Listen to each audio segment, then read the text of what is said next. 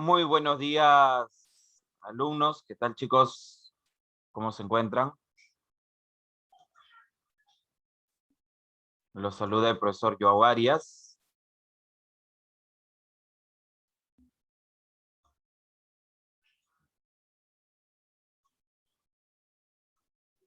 ¿Qué tal, muchachos? Muy bien.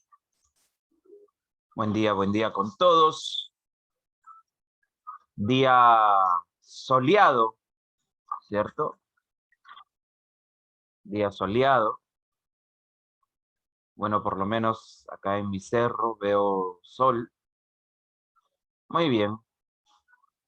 Hoy nos toca hablar sobre la Edad Media, la segunda parte de la Edad Media. La clase anterior nosotros sabíamos, ¿qué temas habíamos hablado de la Edad Media en la clase anterior? A ver si recordamos un poco.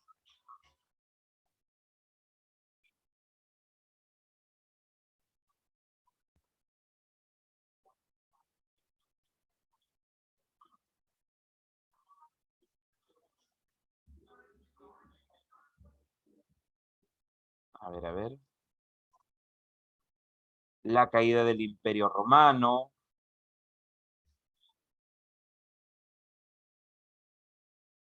Imperio Bizantino, el Islam. Ok, muy bien,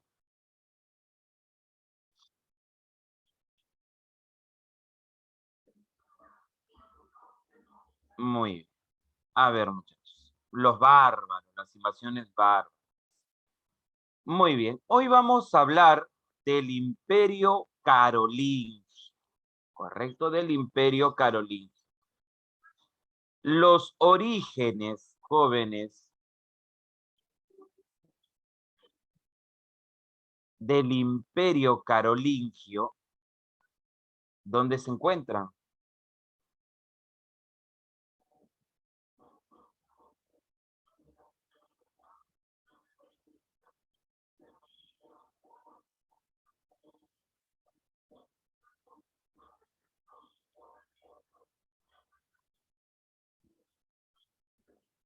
En Francia, me dicen algunos. A ver, recordemos, ¿dónde estaban los orígenes del Imperio Carolingio?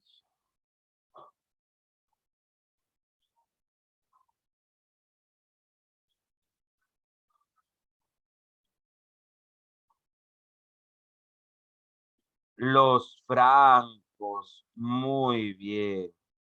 Los francos del reino franco. Y nosotros habíamos hablado de un rey franco la clase anterior.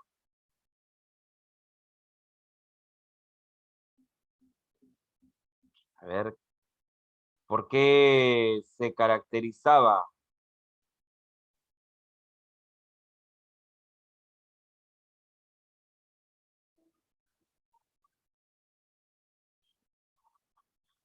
Muy bien, Clodoveo. ¿Y por qué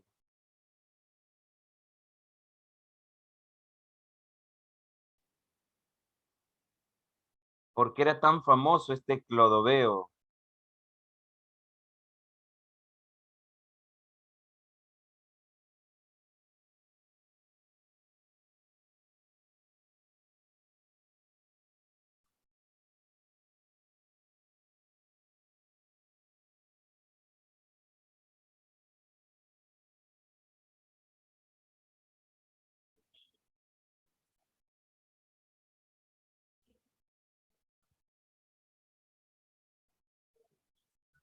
Porque se convirtió al cristianismo, al catolicismo, ¿cierto? Muy bien, claro, ¿no? Sí. La batalla de Tolbiac, ¿cierto? Muy bien. Clodoveo. Ahí está Clodoveo o Clovis. Batalla de Tolbiac. No se olviden.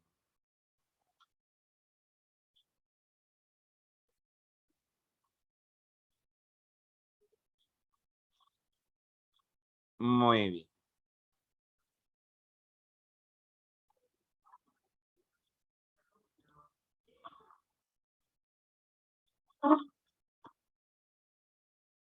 Seguimos.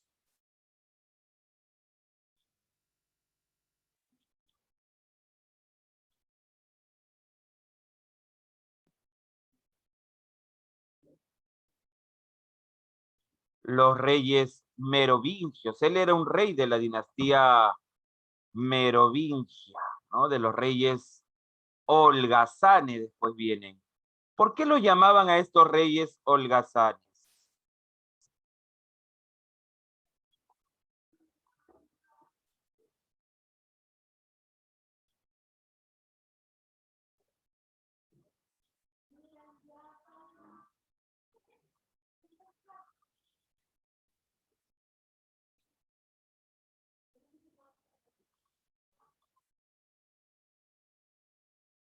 ¿Saben por qué los llamaban reyes holgazanes?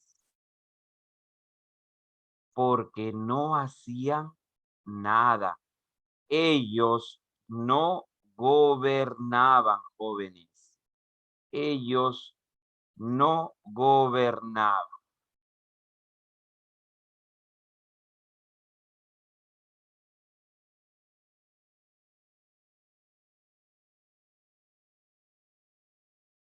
Por eso los llamaban holgazanes.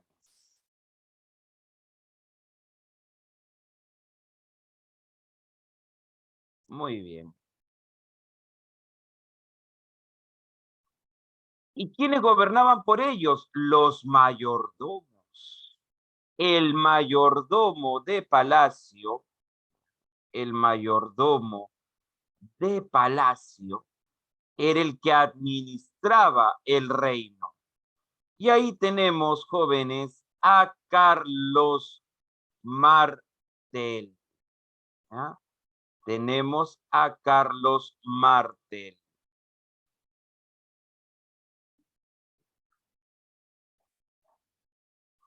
Muy bien. A ver, me dice el material de la semana pasada. Chicos, la misma informa que el material ha sido enviado al grupo de WhatsApp. A ver, me confirman eso, porque alguien me está diciendo que no han enviado. Revisen, por favor, el grupo de WhatsApp. Ahí debe estar el material de la semana antes. Muy bien, sigamos. Entonces, después de estos anuncios al servicio de la comunidad, seguimos. Carlos Martel. ¿Cuál es la importancia de la batalla de Poitiers? Porque Martel detiene el avance de un imperio. A ver, ¿de quién detiene el avance?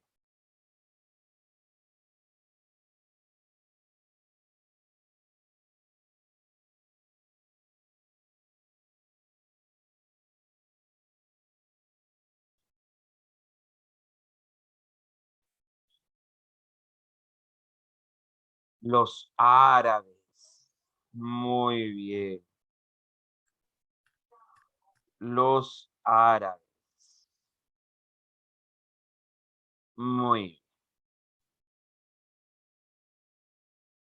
Y justamente al detener el avance de los árabes, poco a poco los francos se comienzan a hacer más fuertes. Hay una pregunta, hay una pregunta de examen de admisión que vino en San Marcos relacionado a Carlos Martel, que decía,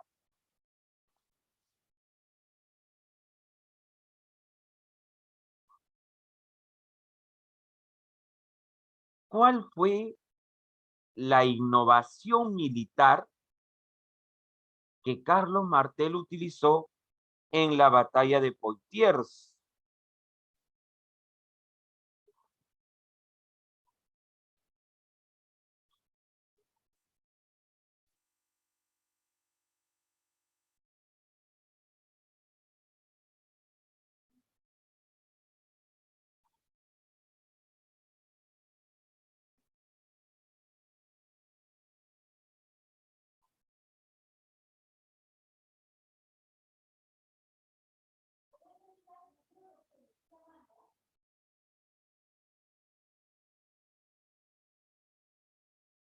A ver, ¿cuál sería la respuesta, jóvenes?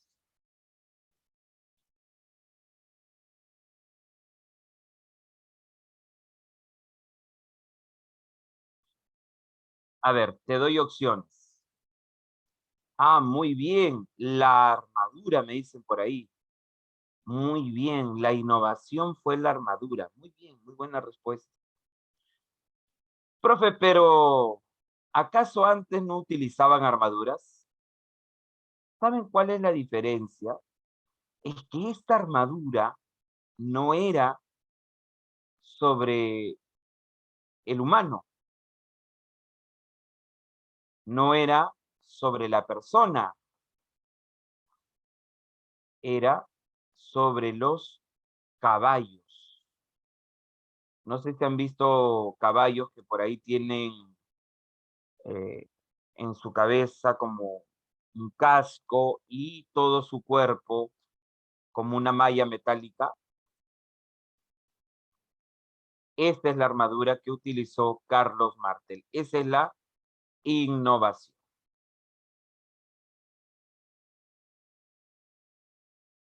Muy bien. Después de Carlos Martel, ¿ah? Después de Carlos Martel, jóvenes, viene Pipino el Breve. Repito, viene Pipino el Breve.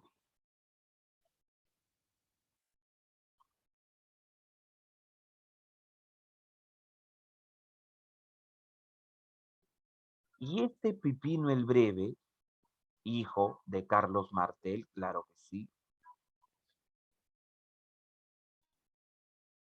derroca a Childerico III.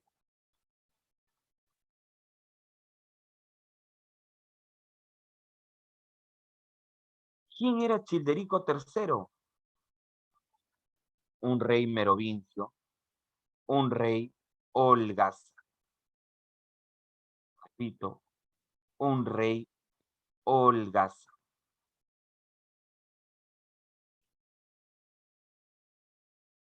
Pipino el Breve para poder derrocar, correcto, para poder derrocar,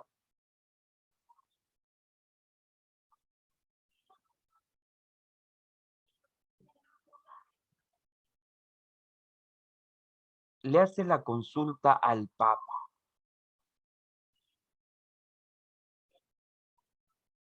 Le dice, Papa, ¿tú a quién consideras rey? ¿Al que dice que es rey o al que gobierna como tal? Le pregunta. Y el rey y el Papa le dice, yo reconozco rey al que gobierna como tal. Con esos jóvenes ya tiene el respaldo del Papa. Y en la Edad Media, jóvenes, el respaldo del Papa era muy importante. ¿Por qué? ¿Qué es lo que te daba el Papa? A ver,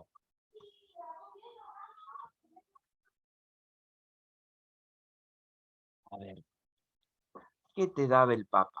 Legitimidad. Claro que sí, muchachos, te daba legitimidad, definitivamente. Porque ¿quién coronaba, jóvenes? ¿Quién coronaba a los reyes en esa época? El Papa. Y si tú te enfrentabas, por ejemplo, si tú te enfrentabas a la iglesia, ¿cómo te podía castigar? ¿Se acuerdan? ¿Cuál era el peor castigo que tú podías recibir en esa época por parte de la iglesia?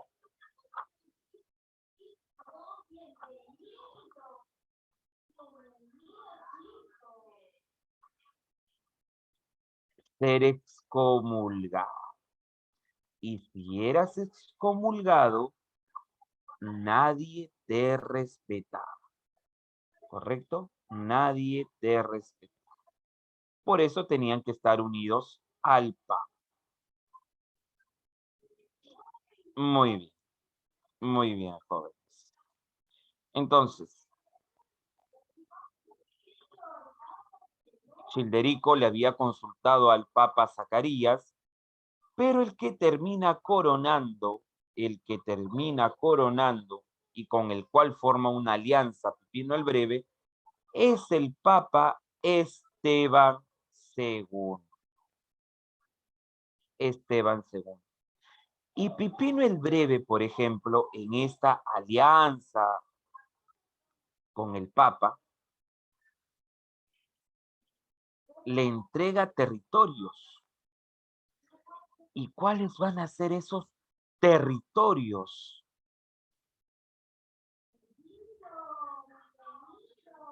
A ver, ¿cuáles van a ser esos territorios?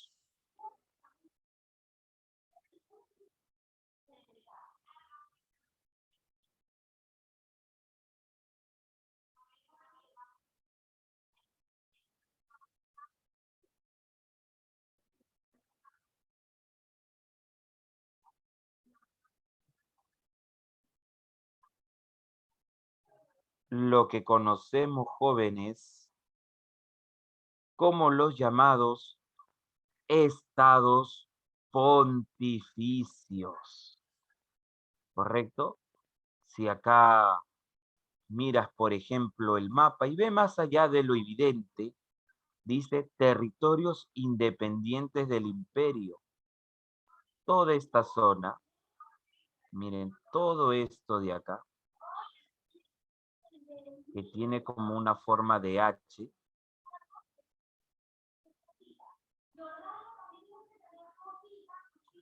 ahí está, todo eso eran los estados pontificios. Y obviamente el Papa no solamente le da legalidad a este gobierno, no solamente le da legalidad a este rey, sino que también, jóvenes, ellos están obteniendo la protección armada de, de un rey. Porque habían pueblos cercanos a los estados pontificios que querían quitarles o arrebatarles su territorio. Recuerden que estamos en la Edad Media y las tierras son lo más importante en esta época. Entonces, ¿se acuerdan qué reino bárbaro estaba al norte? Los lombardos, me dicen por ahí. Muy bien. Los lombardos. Correcto. Muy bien. Pero, si bien es cierto, y regresando a esta parte de acá, muchachos, Pipino, el Breve forma la dinastía carolingia, ¿ya? Forma la dinastía carolingia. El que inicia el imperio es Carlomagno. No se olviden, es Carlomagno. Y uno de sus objetivos, y por cual se le reconoce, es que unifica el imperio romano de Occidente. Durante el reinado de Carlomagno se une el reino franco, ¿ya? El reino franco y la iglesia cristiana. Repito, el reino franco y la iglesia cristiana. Con Carlomagno se anexiona a los lombardos tras derrotarlos en la batalla de Pavia. Se inician las guerras contra los musulmanes y se logra derrotarlos en el año 794 tras conquistar Barcelona, Pamplona y Bilbao. De esa manera, se establece la marca hispánica. ¿Y qué es la marca hispánica? La marca es una provincia, jóvenes, fronteriza. La marca va a ser una zona territorial de defensa, muchachos, ¿no? Repito, una zona territorial de defensa. Esta vendría a ser la marca hispánica. Y si nosotros regresamos al mapa anterior, acá podemos observar la llamada marca hispánica. Porque recordemos, los árabes estaban en la península ibérica. ¿Se acuerdan desde qué año estaban en la península ibérica, muchachos?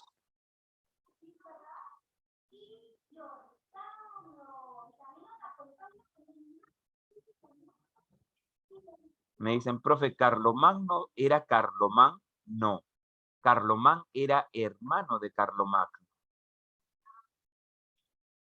No son el mismo personaje.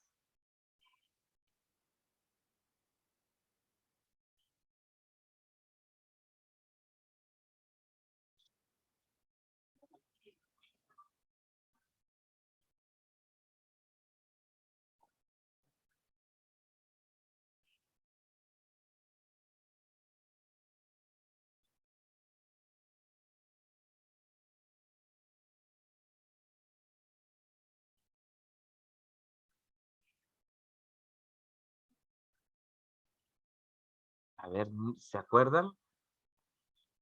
Los árabes invaden la península ibérica en el año 711, claro. Muy bien, cuando derrotan al último rey, ¿qué pueblo bárbaro, qué reino bárbaro estaba en la península ibérica?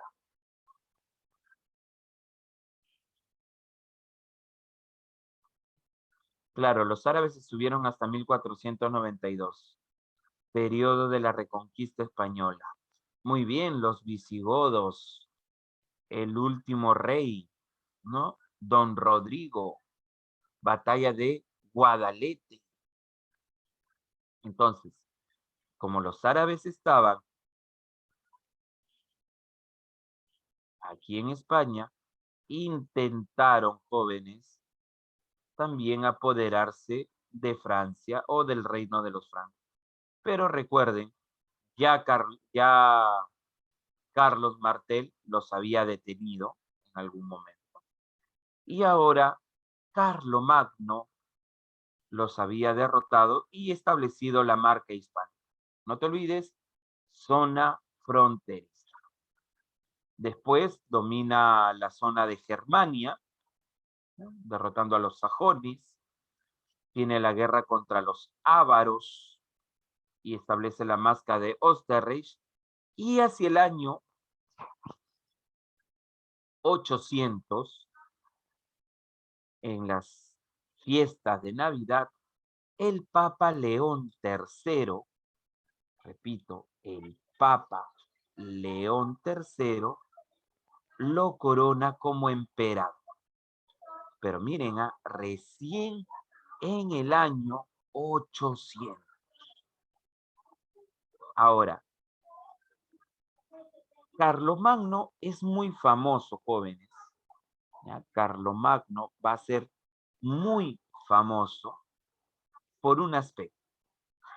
Pero a ver si por ahí ustedes recuerdan y por tus amplios conocimientos en historia del Perú. A este Carlomagno, bueno, a él no lo compara, pero a un inca sí. Hay un inca, que es el inca Pachacútec, ¿correcto? Pachacútec, a quien lo llaman el Carlomagno andino. A ver, ¿por qué a Pachacútec lo compararon con Carlomagno? ¿Qué podían tener en común?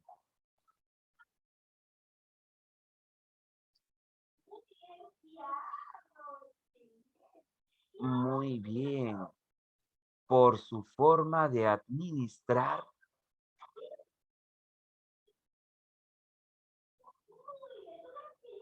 el imperio, claro que sí, por su forma de administrar muy bien el imperio. Un gran administrador. Muy bien. Justamente, jóvenes, Carlomagno sobresale en la organización del imperio. Justamente es lo que vamos a visualizar acá. Para el mejor gobierno de sus territorios, Carlomagno dividió su imperio en condados, marcas y ducados.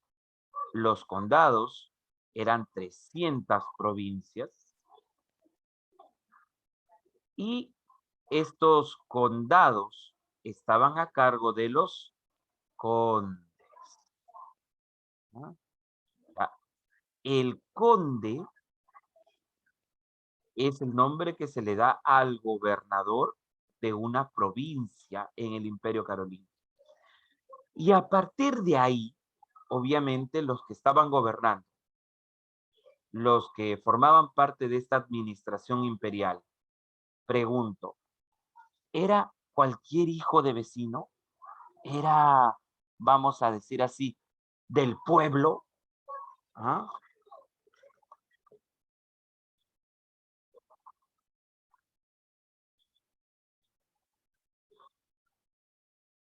No, pertenecía a la aristocracia, pertenecía a la nobleza.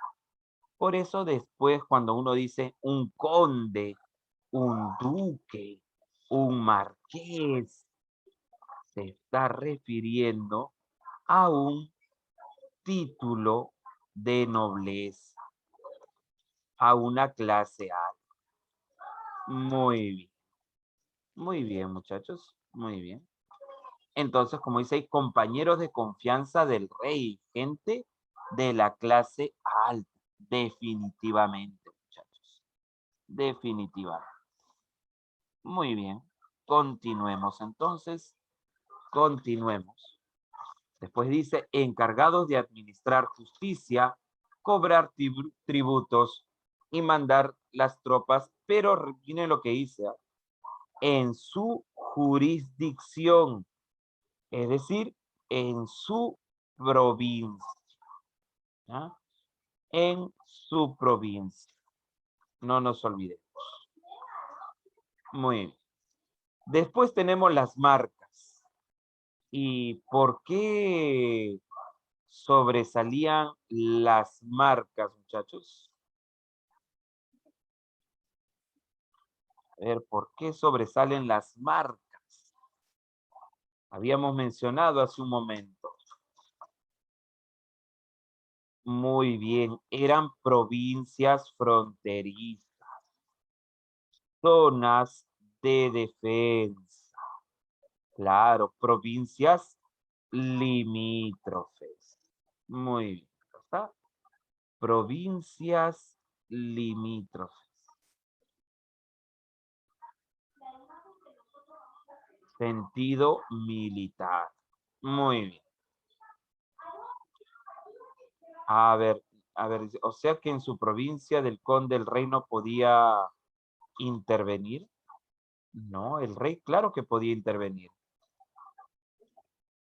A ver, bueno, no he dicho en ningún momento que el rey no puede intervenir. O porque, a ver, de repente he mencionado algo y por eso me hacen esa pregunta. ¿Qué parte del condado, cuando hablé del conde, da a entender que el rey no puede intervenir? Para poder explicar, para despejar esa duda.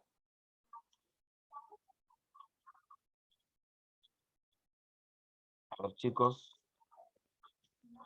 Dígame sin ningún problema, dígame, muchachos. La idea es despejar cualquier duda que ustedes puedan tener.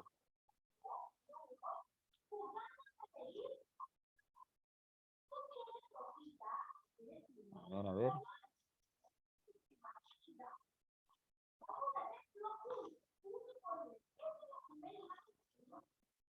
A ver, o sea que si cobra tributo y administra, ¿cómo llega eso a mano del imperio?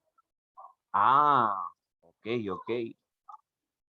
Pero, o sea, él administra, repito, él administra la provincia, ¿cierto? Y después, obviamente, hay funcionarios que hacen llegar todos los tributos al emperador, definitivamente.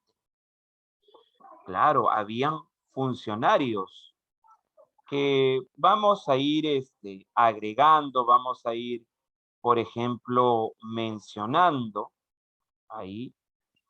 Podremos hablar, por ejemplo, de un funcionario, que no lo hemos colocado ahí, pero lo voy a mencionar, el Basi Dominici, por ejemplo.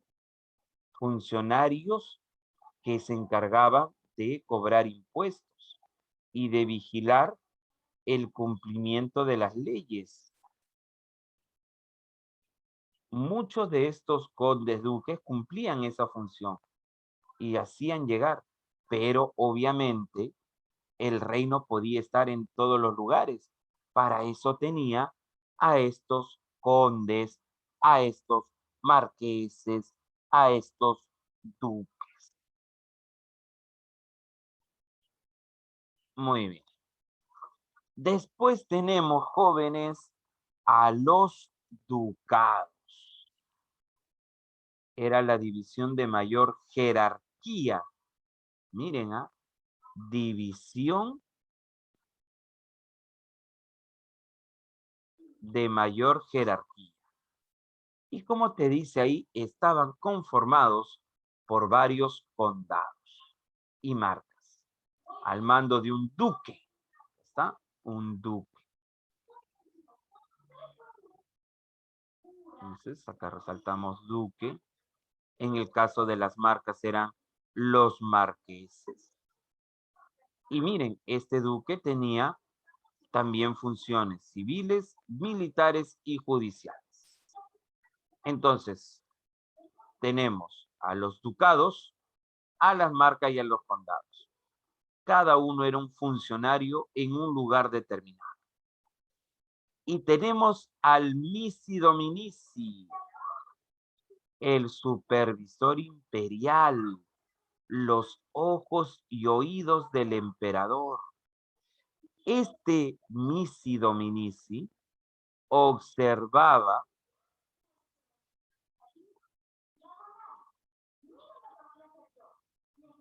repito, este Misi Dominici observaba todo lo que hacían jóvenes estos funcionarios, ¿correcto? Todo lo que hacía un duque, un marqués y un conde. Si quieres comparar, jóvenes, si quieres compararlos, podríamos decir que era el Tucuy-Ricuy, el Tucuy-Ricuy. ¿Se acuerdan quién era el Tucuy-Ricuy? Claro, el inspector del imperio, el que todo lo ve, pero del Inca, ¿cierto? Ya. Comparándolos, eso sería el Misi Dominis. Profe, pero usted acaba de mencionar a otro. Ok. Vamos a agregar ahí, profe, agregue, por favor. Muy bien, vamos a insertar ahí.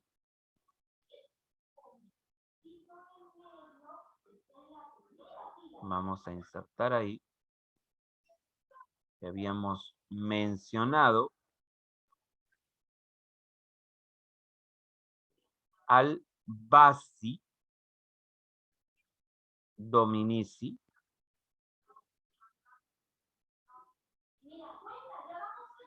Ahí está. Y este Basi Dominici que dije, se encarga de recaudar los tributos, ¿cierto? Los impuestos. Ahí está. Muy bien. Ahí está entonces.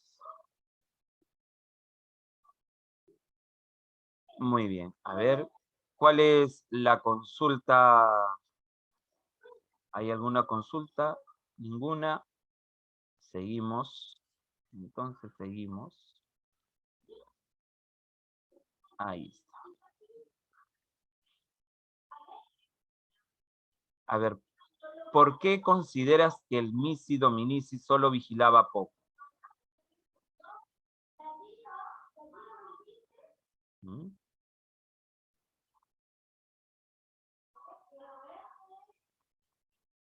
Periódicamente quiere decir que cada cierto tiempo realizaba esa función, pero eso no indica que vigilaba poco, muchachos. Muy bien. Profe, ¿qué son los campos de mayo? Tranquilos, muchachos, tranquilos, que nosotros todavía no hemos llegado a los campos de mayo. Estamos terminando con el Misi Dominici y con el Basi Dominici. Y ahora pasamos a las capitulares.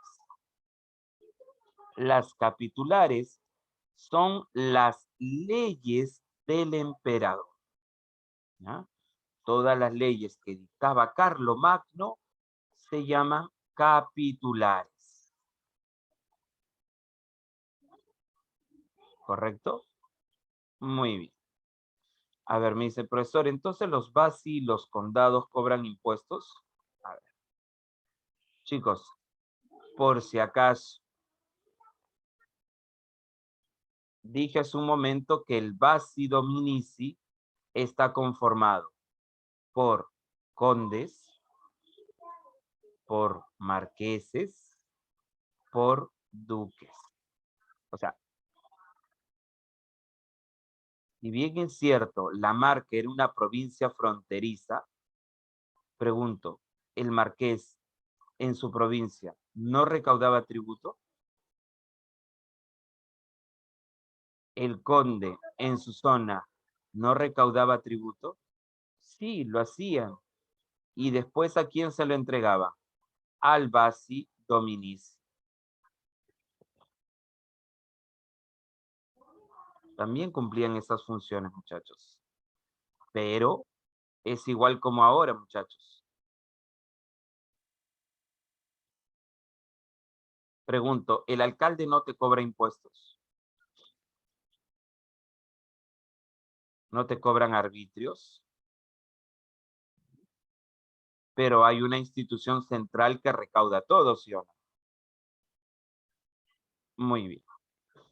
Ahora,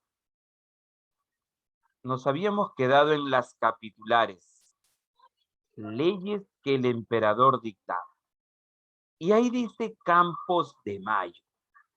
Y alguien me dijo, profe, ¿qué son los Campos de Mayo?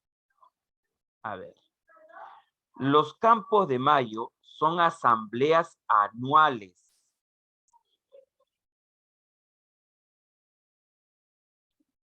Repito, asambleas anuales, donde el emperador se reunía con los funcionarios para discutir asuntos políticos, administrativos, eclesiásticos, y se redactaban los acuerdos, se redactaban. ¿Y dónde se redactaban? En documentos. Y esos documentos, esas leyes, ¿cómo se llamaban? Capitulares. Entonces, si te preguntan, ¿qué es el Campo de Mayo?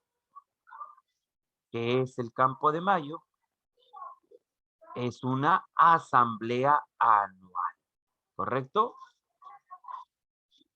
Una asamblea anual. Muy bien.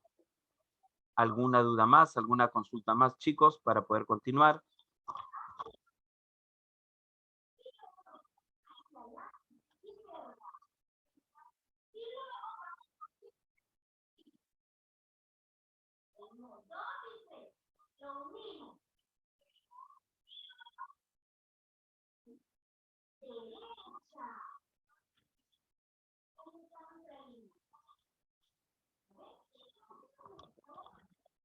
Muy bien, si no hay dudas, si no hay consultas, sigamos.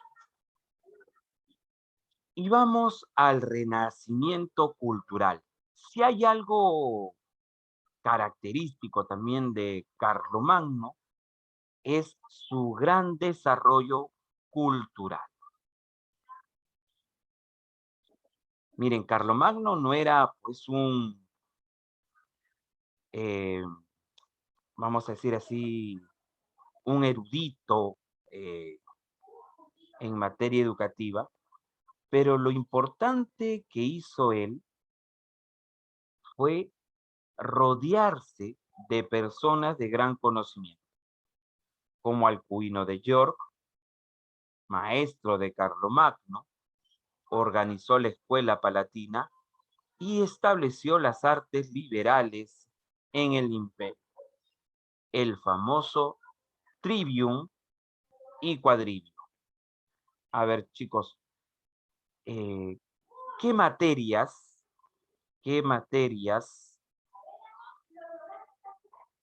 forman parte del trivium?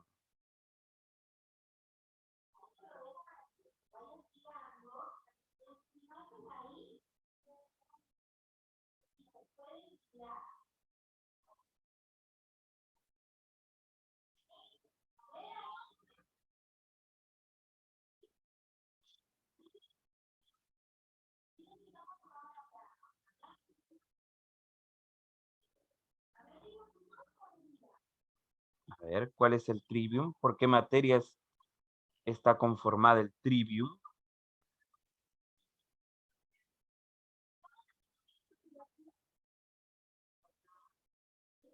Muy bien, me dicen, profe, gramática, retórica y dialéctica. Muy bien. ¿Y el quadrivium?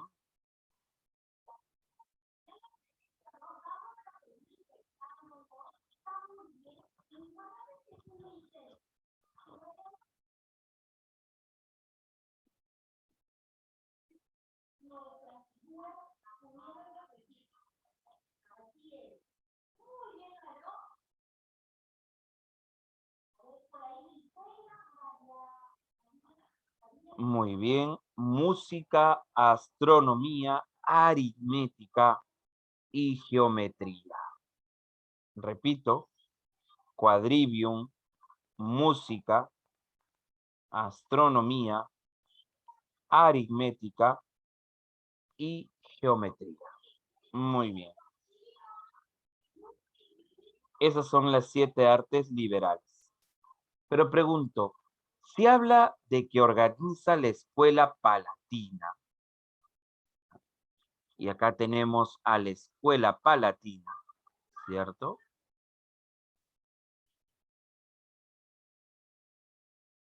¿Para quién va dirigido esta escuela?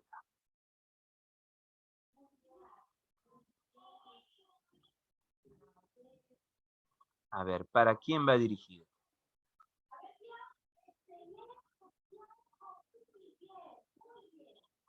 Exacto, para la clase alta, para la nobleza.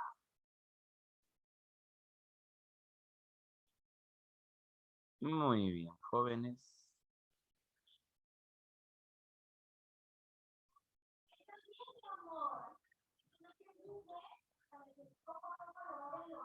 Muy bien. A ver, ¿qué era el trivium? Me pregunta. A ver, vamos a repetir lo que ya habíamos mencionado hace un momento.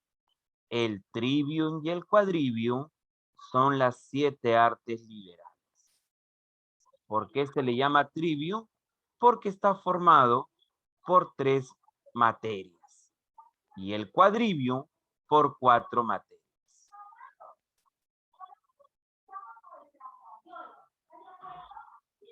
¿Duda o consulta algo más sobre esto? Antes de continuar, muchachos, porque hace un momento ya hablamos. A ver.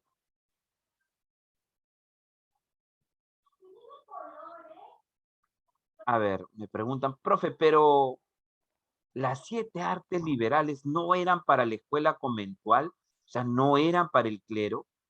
Pregunto, y una consultita nada más.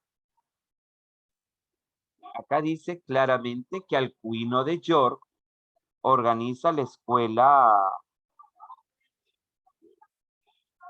palatina, ¿sí o no? Y en la escuela palatina está el trivium y el quadrivium. Ahora, todavía no hemos llegado a la escuela conventual, pero ya que me están preguntando, nos vamos a adelantar un poquito, nos vamos a saltear. ¿Ya? La escuela conventual, es cierto, es para la formación del clero, es para la formación de los sacerdotes. Pero, ¿qué era lo principal que tenían que dominar el clero? ¿Las 7 artes liberales o tenían que dominar la Biblia, el Evangelio?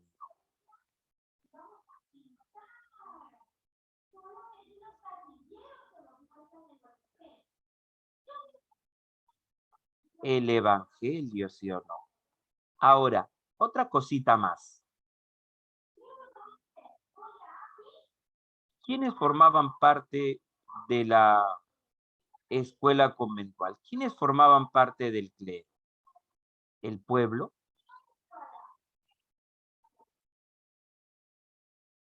o la nobleza?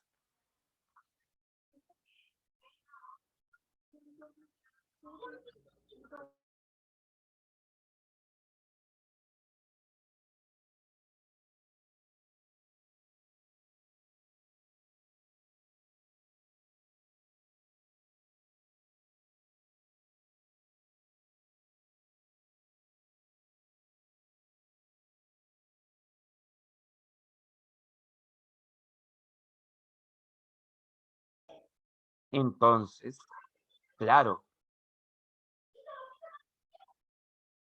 muchos de ellos también tenían conocimiento del trivium y el quadrivium. Los maestros, los líderes de la escuela conventual, fácil tenían conocimientos del trivium y el quadrivium. Pero lo que se les enseñaba a los que querían ser sacerdotes de la nobleza, principalmente era el conocimiento del Evangelio. ¿Correcto? Muy bien. Y me vuelven a preguntar, profe, ¿cuáles eran las materias del trivium? Volvemos a repetir, muchachos. Pero hay que estar más atentos porque hemos repetido lo del trivium y el quadrivium 2 veces. Así que más atentos, por favor. ¿Ah? Repito, en el trivium era la gramática, la retórica y la dialéctica. Una vez más, gramática, retórica y dialéctica. Ese es el trivium. Profe, una más, una más. Gramática, retórica y dialéctica. Y en el caso del quadrivium, profe, ¿puede repetir, por favor? Repito. Música, astronomía, aritmética y geometría. Repito. Música, astronomía, aritmética y geometría. Antes de pasar, ¿alguna duda más?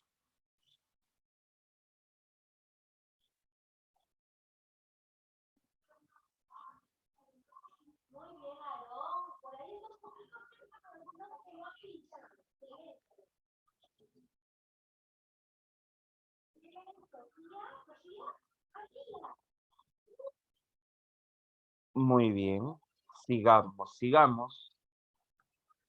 Tenemos a Pablo Diácono. No, a Eginardo. Me estaba salteando a Eginardo. Eginardo, consejero y biógrafo del emperador. Así que lo que sabemos de Carlomagno es gracias a Eginardo. Por último, Pablo Diácono, que va a ser el historiador del imperio. Entonces, ya habíamos hablado de la escuela palatina, educación para la nobleza, porque obviamente la nobleza, ¿a qué se iba a dedicar, muchachos?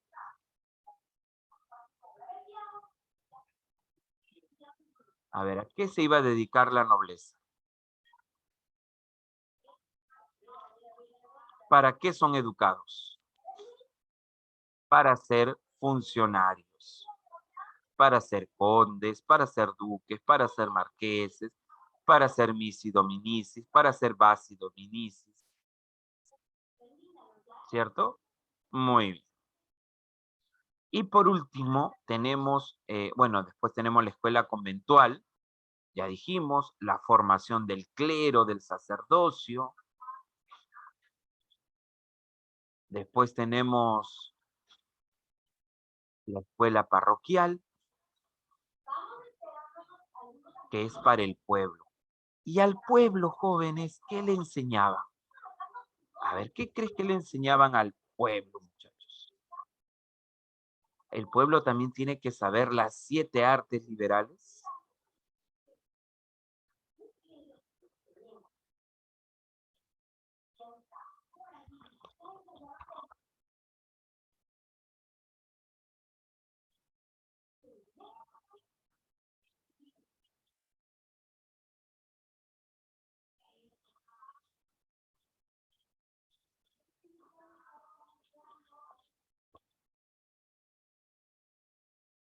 Es cierto, al pueblo le enseñaban el evangelio, es cierto, le enseñaban el evangelio, pero para saber el evangelio hay algo básico que tiene que saber el pueblo.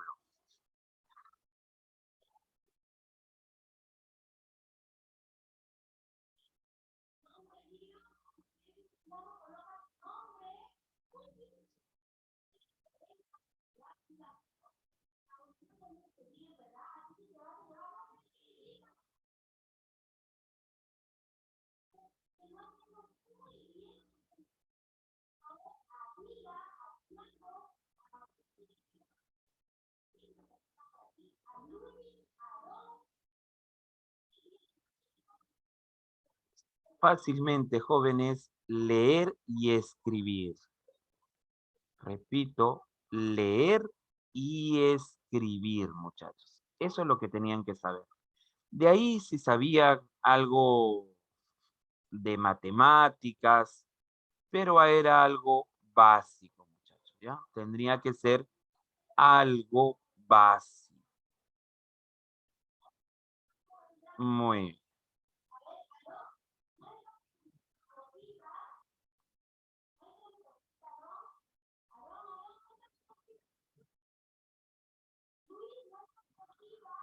¿Dudas? ¿Podemos continuar, muchachos? ¿Quedó claro lo del renacimiento cultural? Ah, y se dice, por ejemplo, que durante este reinado de Carlomagno, el 99% jóvenes, el 99% de la población en el imperio era alfabeta. ¿Qué quiere decir eso? Que todos, o la gran mayoría, casi todos sabían leer y escribir.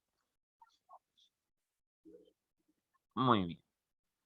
Seguimos entonces.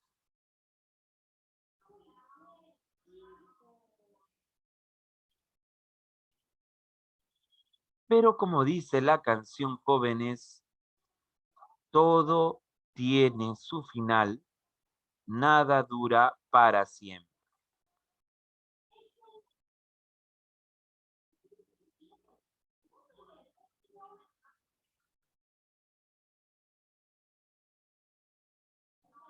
el imperio comienza, jóvenes, a decaer. ¿Correcto? Comienza a decaer. ¿En qué aspecto, muchachos? Tras la muerte de Carlomagno, le sucede su hijo, Ludovico Pío o Luis el Piadoso. Repito,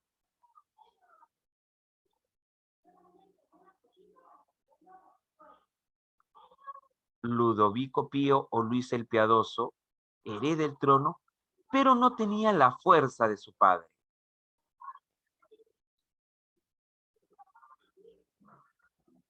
Repito, muchachos, repito. Ludovico Pío o Luis el Piadoso no tiene, jóvenes, no tiene la misma fuerza que el padre. Y sus hijos se rebelan en contra de él, ¿ya? Y le piden el adelanto de herencia, ¿ya? Repito, le piden el adelanto de herencia. Se pelean entre ellos, muchachos, ¿ya? Se van a pelear entre ellos y se comienzan a dividir el imperio. Oficialmente, jóvenes, oficialmente, Carlos el Calvo se queda con lo que va a ser el actual Francia, Lotario con la zona de Lotaringia, o lo que hoy sería Italia, y Luis el Germánico, se va a quedar, jóvenes, con la zona que hoy llamaríamos Alemania. Muy bien, chicos. Muy bien. Entonces, oficialmente, muchachos, oficialmente, el imperio carolingio se fragmenta con el Tratado de Verdún en el año 843.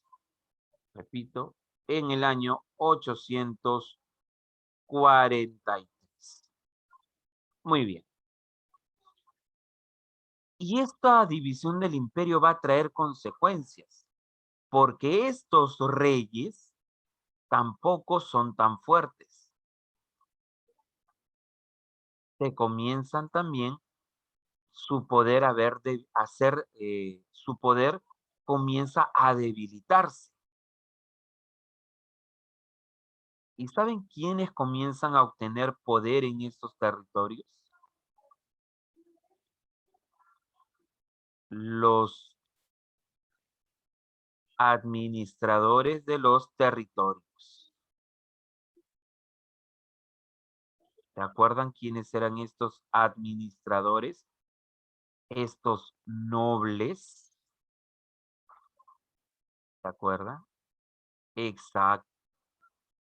Por ahí un marqués, por ahí un conde, por ahí un duque, ¿correcto?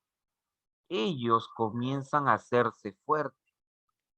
Entonces, había un rey, pero supeditado o limitado por el poder, jóvenes, por el poder de estos funcionarios. ¿Y en qué se van a ir convirtiendo estos nobles al ser amos y señores de sus provincias, de sus territorios? ¿En qué se van a convertir?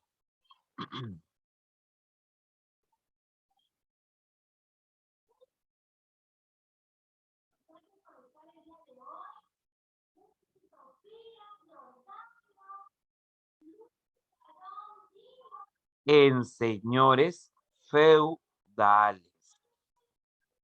Muy bien. En señores feudales. Excelente. Muy bien, joven. Entonces, los orígenes del feudalismo van a estar relacionados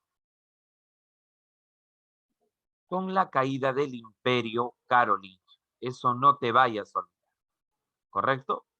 Muy bien, seguimos.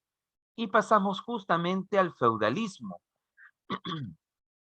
Pero, a ver, el sistema feudal se comienza a consolidar tras la caída del imperio carolingio, ¿correcto? Tras la caída del imperio carolingio. Pero el dominio de las tierras,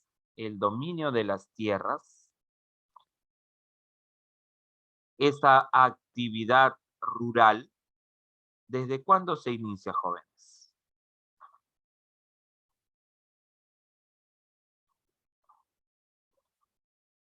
¿Recuerdan desde cuándo ya la tierra era importante?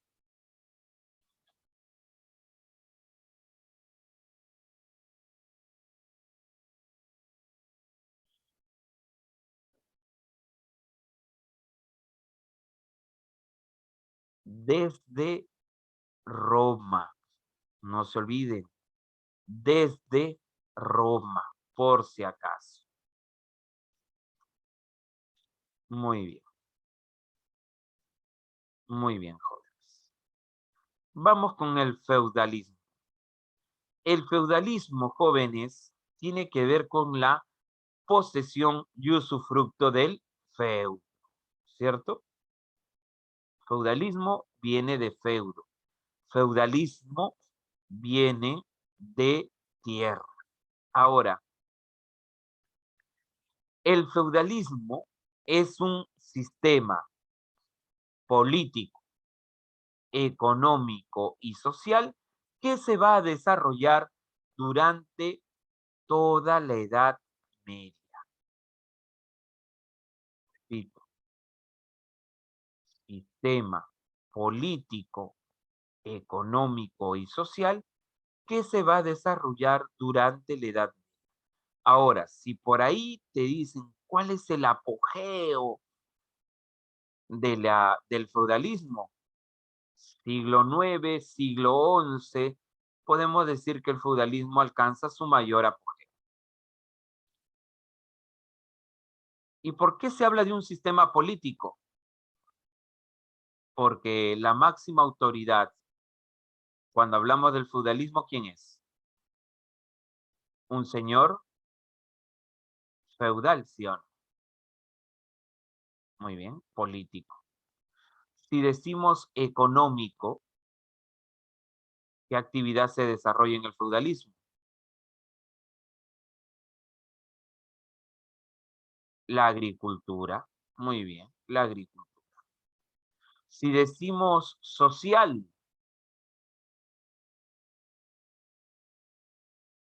¿quiénes formaban parte de la sociedad feudal? El señor feudal. Pero el señor feudal, ¿qué era? ¿Qué era el señor feudal? Un noble, ¿cierto? Un noble que tenía privilegios por encima de sus siervos, ¿cierto? Por encima de sus vasallos. Entonces, sistema político, económico y social. ¿Habían relaciones de dependencia? Claro, van a haber relaciones de dependencia. ¿Por qué habían relaciones de dependencia? A ver, el vasallaje y el servilismo. Pero ¿en qué momento un hombre pasa a depender de otro? Porque el vasallo va a tener una relación de dependencia con el señor feudal. El siervo va a tener una relación de dependencia con el señor feudal. Pero ¿en qué momento se da eso?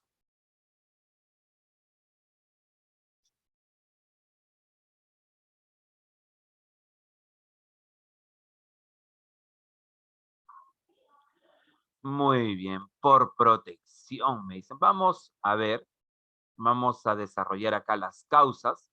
Ya tenemos algunos puntos de vista que hemos visto en la primera diapositiva y hablamos de la desintegración del Imperio Carolingio, ¿cierto? Cuando el Imperio Carolingio se comienza a desintegrar, los reyes pierden poder y los que van a asumir son los nobles, que se van a convertir en señores feudales. Las invasiones bárbaras del siglo IX generan inseguridad. Los normandos, los sarracenos, los magiares comienzan a invadir, a acechar al imperio carolingio, imperio que se había debilitado tras su fragmentación. Entonces, ¿quiénes estaban fuertes en ese momento? Los nobles. Y ante la amenaza, ante la inseguridad, jóvenes, ante la inseguridad,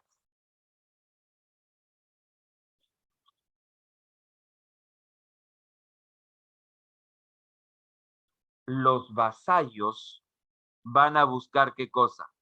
Los vasallos y los siervos van a buscar justamente la protección de ese señor feudal.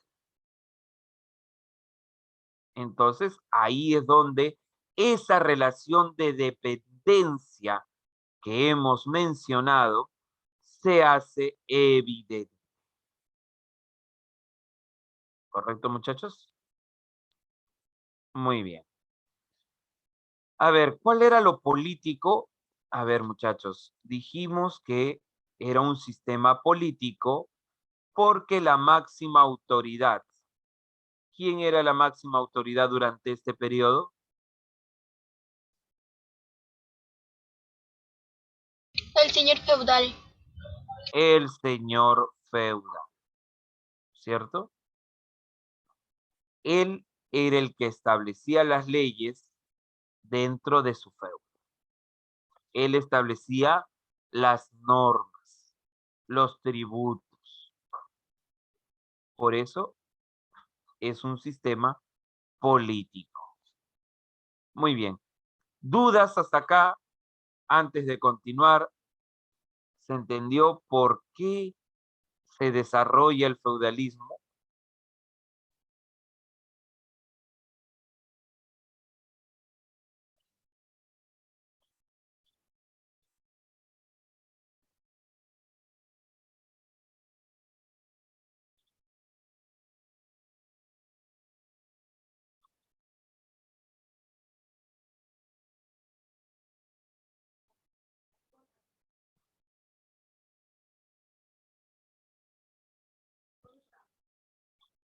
Muy bien. Si no hay dudas, si no hay consultas, jóvenes, continuemos. Y vamos a las características del feudalismo. A ver, a nivel social, hemos venido repitiendo a nivel social. ¿Cuál podría ser una característica? Los nobles, me dicen por ahí. A nivel social, jóvenes, la vida es rural. ¿Dónde se desarrolla el pueblo? ¿Dónde se desarrolla la vida del feudalismo? En el campo, en las villas, no tanto en las ciudades, porque como la actividad económica es la agricultura, la población prefiere vivir en el campo. Muy bien. La economía, una economía agropecuaria, ¿cierto? Agricultura, ganadería. Y eso genera un autoabastecimiento. Profesor, una consulta. Y no había comercio en esta época, sí había, o por el hecho de que haya agricultura, comercio ya no va a haber. Sí había comercio, pero la pregunta es, ¿cuál era lo más importante en ese momento? ¿La agricultura o el comercio? ¿Qué actividad era la más importante? La agricultura. Es igual como ahora. Si hablamos en términos actuales, hablamos de una economía liberal, comercial, pero eso no quiere decir que no hay agricultura, existe, solamente que hay una que va a ser más importante que otra. ¿Y por qué de autoabastecimiento? Porque los feudos producían todo lo que necesitaban. Entonces, el señor feudal tenía sus tierras, tenía quienes trabajaran sus tierras, de ahí obtenía lo que necesitaban para consumir, pero también podían intercambiar entre los feudos, podía haber un intercambio. Habían tributos hacia el señor feudal.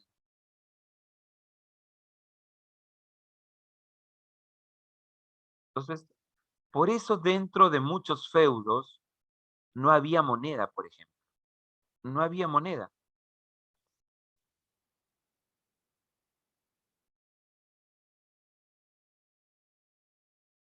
¿Por qué? Porque todo era a través de un intercambio.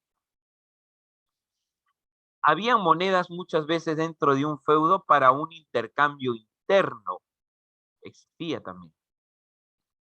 Política, una poliarquía feudal. ¿Qué quiere decir una poliarquía feudal?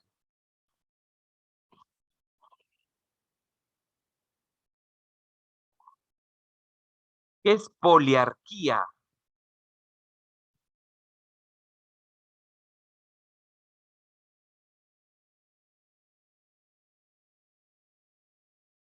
Muy bien, suena a muchos, claro. Poli es muchos, muchos gobernantes, Cada feudo tenía su tipo de gobierno o algo así. claro. Habían varios feudos, por ende, habían varios señores feudales. Y cada señor feudal era amo y señor de su territorio. Recuerden, mientras más tierras tengas, más poderoso eras, porque al tener un feudo o al tener varias tierras, tienes varios vasallos, tienes varios vasallos, tienes varios siervos y eso te hace poderoso. Tienes también mano de obra, tienes gente que va a pelear por ti, ¿cierto? Va a pelear por ti.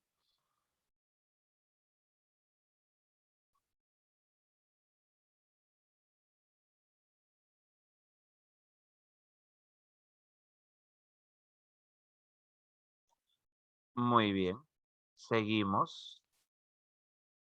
Ideología. ¿Quién controlaba el pensamiento en esa época?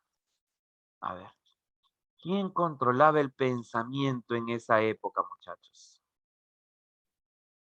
¿Cuál era la institución que controlaba la ideología? Bueno, sí, el Papa forma parte de, pero nos estamos refiriendo, jóvenes, nos estamos refiriendo a la iglesia. Muy bien. ¿Y cuál era el pensamiento de la iglesia en esa época?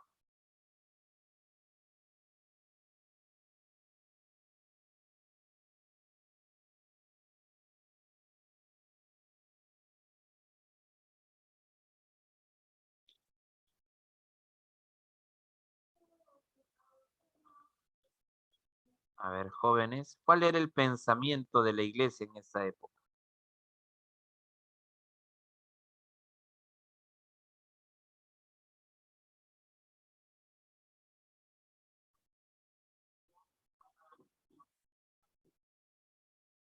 La escolástica, muchachos.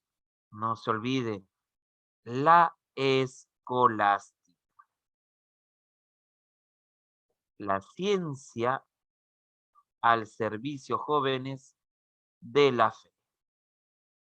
Muy bien. Seguimos. ¿Qué es un feudo? Una propiedad territorial, ¿correcto?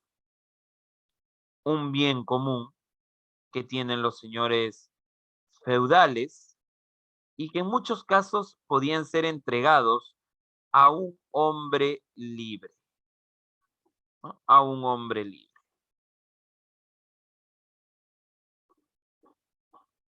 Que pueden ser, que pueden tener características políticas y características militares. A ver, el señor feudal tenía sus feudos, tenía sus tierras y necesitaba obviamente gente que lo apoyara. Tenía que tener gente que estuviera con él cuando él lo necesite, que lo apoye políticamente, que lo apoye militarmente. Existía también, muchachos. Entonces ya sabemos que es un feudo, la propiedad territorial del señor feudal. Y justamente este es un feudo, muchachos. Y esta imagen que observas ahí vino por si acaso en una pregunta de examen de admisión, tal cual, tal cual vino. Obviamente, sin las definiciones, solamente estaban tierras comunales, las aldeas, los mansos, los castillos y la reserva señorial. Y la pregunta decía lo siguiente: de acuerdo al mapa, ¿cuáles o cuál es la tierra que le pertenece al señor feudal?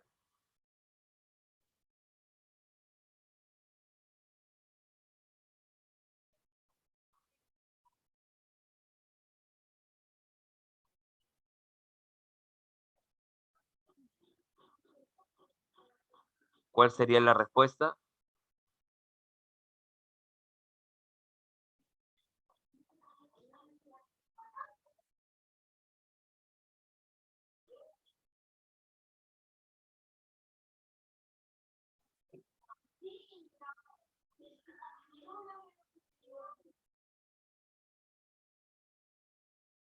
La respuesta sería la reserva señorial.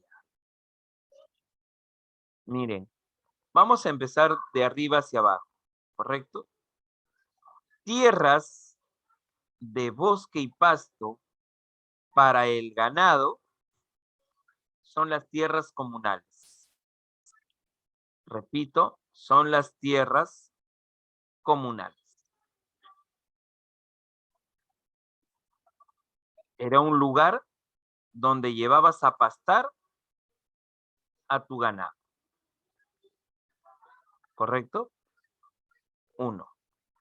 Después tenemos las aldeas, que eran donde vivían, ¿no? Los pobladores, los campesinos. Algunos también le llaman villas, ¿no? Entonces, el poblador que vivía en una villa era llamado villano.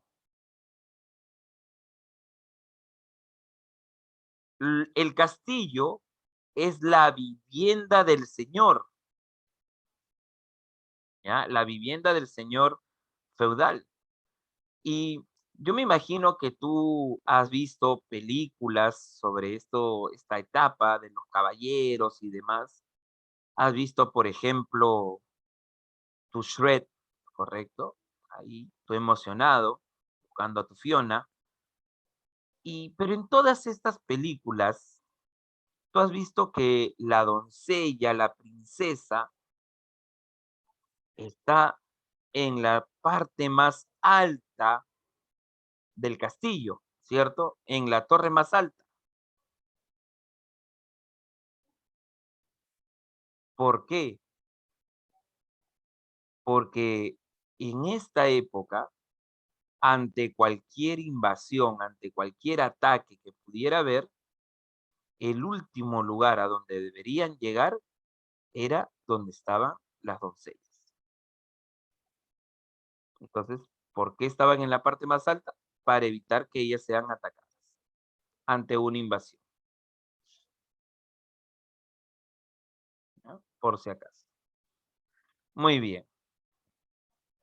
Tenemos después a los mansos. Miren, los mansos son tierras cedidas por el señor feudal a los campesinos.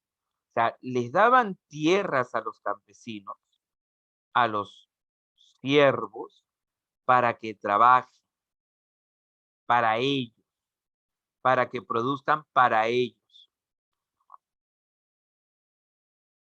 para que puedan tributar.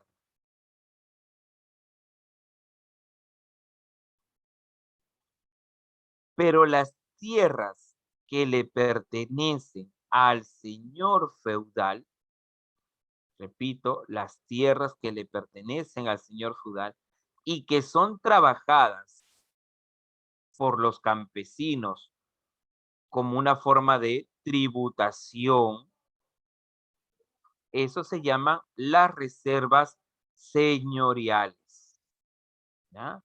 Repito, las llamadas reservas señoriales. ¿Se entendió entonces cada uno de ellos, muchachos? Antes de continuar.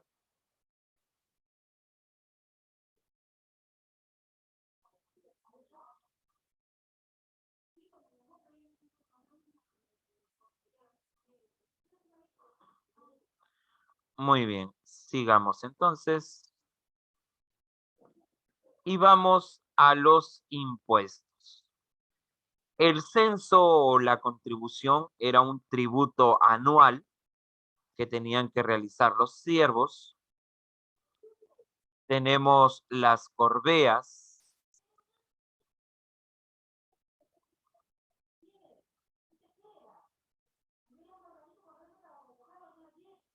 Tenemos ahí las corveas, los servicios en trabajos en la reserva señorial.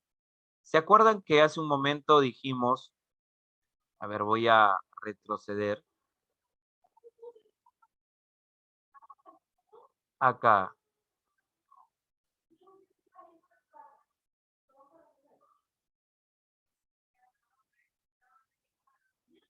la reserva señorial, jóvenes, eran tierras del señor feudal cultivada por los campesinos, ¿sí o no?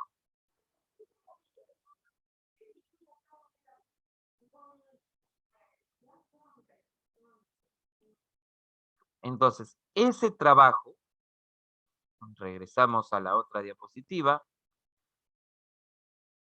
se pagaba a través de lo que conocemos como corveas, servicios en trabajo, mano de obra, en las tierras del señor feudal, en las reservas.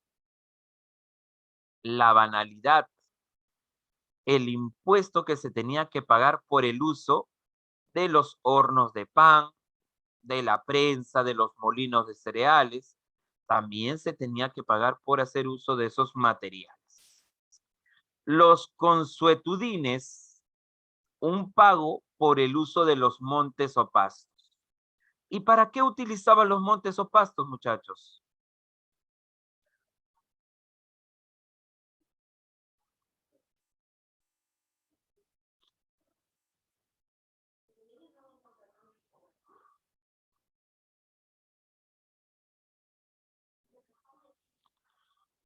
Para que coma tu ganado. Claro, para que coma tu ganado. Muy bien, muchachos. Y vamos al aspecto social. Habían tres grupos sociales, muchachos. Los que pelean, que son los caballeros, la nobleza, que le encantaba estar peleando. ¿Por qué? Porque obviamente así se divertía. Ese era su modo de vida. Se ha visto las películas donde están encima de un caballo con unas lanzas de madera largas, ¿cierto? Las justas. Ahí quien tumba al otro del caballo. O también los enfrentamientos en espadas. Y además recuerden, estos grupos les encantaba estar peleando porque así sometían a otros feudos o se apoderaban de otros territorios. Después tenemos a los que rezan, ¿ah? A los que rezan, al clero. El clero secular, que llevaba una vida laica, y el clero regular, que se encontraban enclaustrados en los monasterios. Y después tenemos, jóvenes, a los laboradores, los que trabajan, los siervos de la gleba, los campesinos. Profe, ¿y qué era el formariaje? A ver,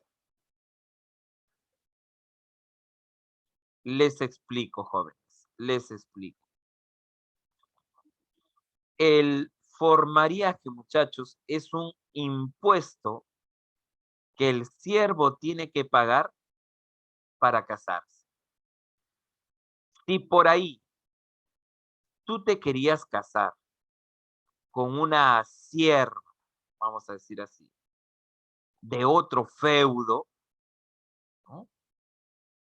Imagínate, un señor feudal, ¿ya? Era dueño de lo que hoy podría ser un departamento. Imagínate, Lima, ¿no? Tú pertenecías al feudo de Lima, pero te querías casar con una sierva del feudo de Ica. Entonces, si quería hacer eso, tenías que pagar un impuesto porque te ibas a casar con alguien de otro territorio. Ese es el formalismo. Los vínculos. A ver, vínculo de vasallaje. Dijimos que había una relación de dependencia, ¿cierto? Una relación de dependencia. Por si acaso, el vasallo también es un señor feudal. Repito, el vasallo también es un señor feudal. Pero ¿cuál es la diferencia, jóvenes? Que el vasallo tiene menor cantidad de tierras. ¿Ya? Entonces,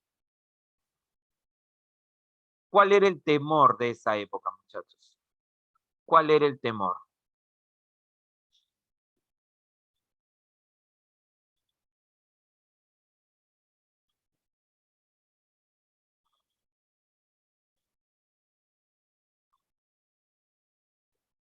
La inseguridad, el que te invadan, el que te quiten tus tierras. Por eso el vasallo buscaba la protección de este señor feudal. Pero para eso, ahí el señor feudal también necesitaba vasallos, porque necesitaba también un ejército, porque podía ser invadido por otro señor feudal. Entonces, el vasallo, a través de la ceremonia de homenaje, repito, a través de la ceremonia de homenaje, buscaba, jóvenes, buscaba convencer al señor feudal que él era el indicado, repito, que él era el indicado para ser vasallo de él. Entonces lo tenía que convencer, lo tenía en pocas palabras, lo tenía que enamorar al señor feudal. Señor feudal, yo te voy a ser fiel hasta que la muerte nos separe. Literalmente, ¿ah? Claro, porque si iban a una guerra, el vasallo podía morir, ¿sí o no? O el señor feudal podía morir. Y por ejemplo, si el vasallo moría, jóvenes, el señor feudal tenía que proteger a la viuda de su vasallo. ¿No? Y ver que esa viuda se pueda casar con otro señor feudal que la proteja o con otro vasallo que la proteja. Cuando el señor feudal ya estaba convencido, ¿ya? Cuando ya estaba convencido, el señor feudal decide investir al vasallo, ¿no? Aceptarlo como tal, darle el sí, darle el sí. Las tierras del vasallo se las quedaba el señor feudal. No, vuelvo a repetir, él se encargaba de ver jóvenes que la viuda de este vasallo, jóvenes, se encuentre bien, la va a seguir protegiendo, porque obviamente después los hijos se iban a encargar de ese feudo. No les arrebata su feudo.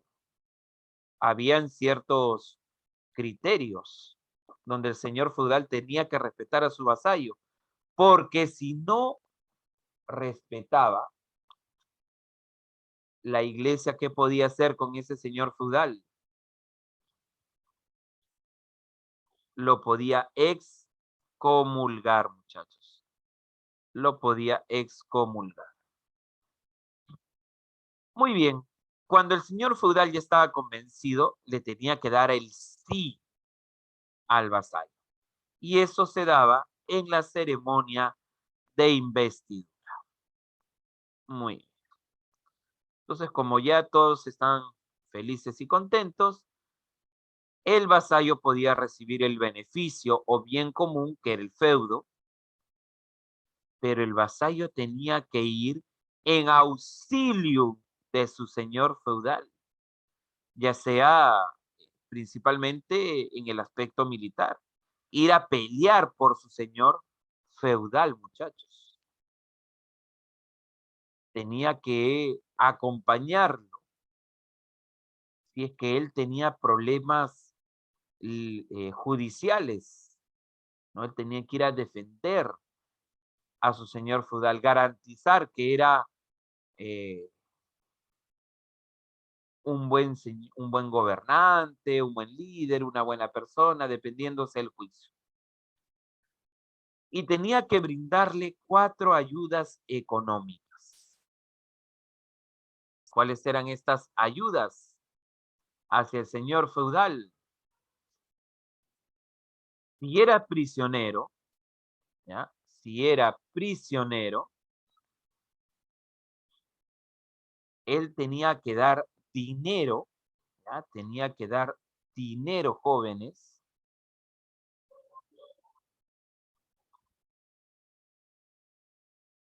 para poder rescatarlo.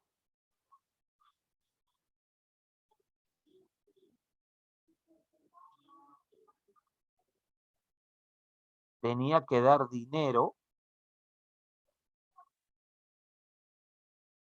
si es que la hija del señor feudal se quería casar.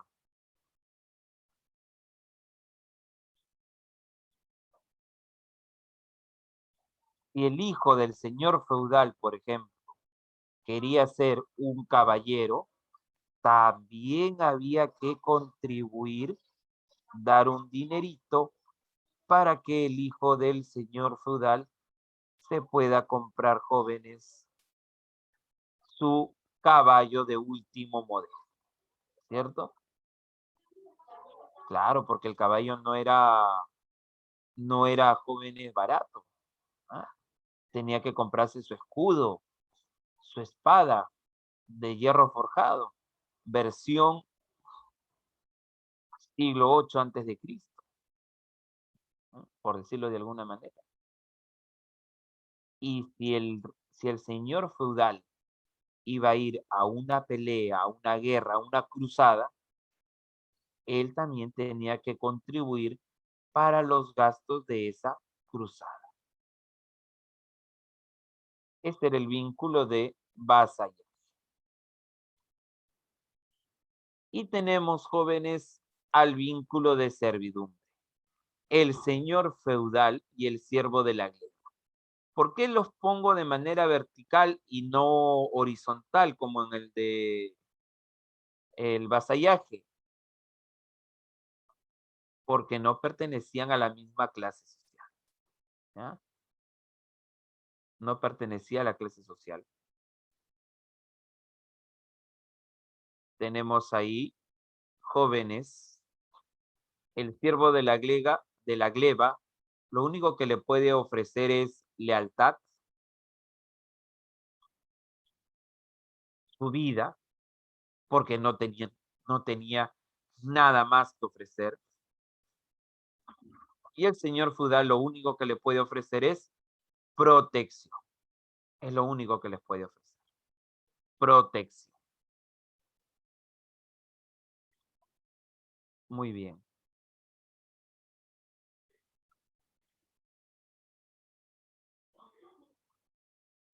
Muy bien.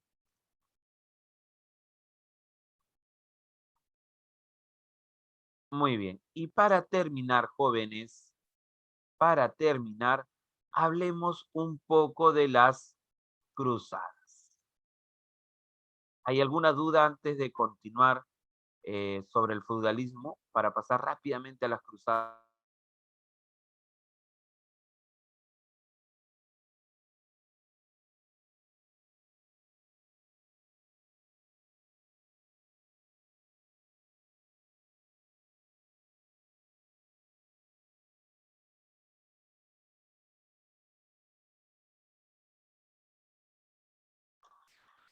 A ver, muchachos, las cruzadas se desarrollan durante el siglo XI y siglo XIII. ¿Por qué se producen las cruzadas? Los señores feudales ya no tenían territorios, jóvenes, ya no tenían territorios que más apoderarse. Y había el derecho de mayorazgo. Profe, ¿qué es el derecho de mayorazgo? Donde el hijo mayor, repito, donde el hijo mayor, de ahí viene el término de mayorazgo, ¿ya? Debe, jóvenes, heredar tierras. Pero si ya no había tierras, ya no tenía nada que heredar, muchachos, ya no tenía nada que heredar. Entonces, la búsqueda de nuevas tierras en la zona, jóvenes, en la zona de Oriente, era el objetivo de los señores feudales, que cuando se enteraron de que iba a haber guerra contra los árabes, dijeron, vamos. ¿Pero por qué? Porque querían apoderarse de sus tierras. Muy bien.